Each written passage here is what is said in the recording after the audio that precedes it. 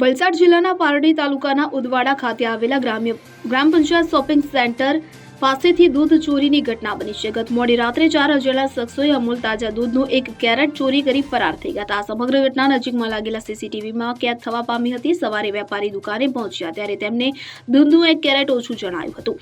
તેમણે નજીકના CCTV footage તપાસતા તેમાં 2 બાઇક પર આવેલા 4 શખ્સો દૂધ ચોરી કરતા સ્પષ્ટ દેખાતા। ચોરોએ 1 સ્પ્લેન્ડર અને 1 R15 બાઇકનો ઉપયોગ કર્યો હતો અને આ ઘટનાને પગલે પારડી પોલીસે સીસીટીવી ફૂટેજના આધારે તપાસ હાથ ધરી છે। પોલીસે નાગરિકોને અપીલ કરી છે કે જો કોઈને આ ચોરી અંગે કોઈ માહિતી હોય તો તાત્કાલિક નજીકની પોલીસ ચોકીમાં જાણ કરે। Bureau report CN24 news.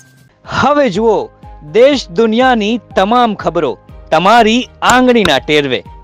ઉઠાવો મોબાઈલ અને Google Play Store પરથી ડાઉનલોડ કરો અમારી CN24 ન્યૂઝ મોબાઈલ એપ।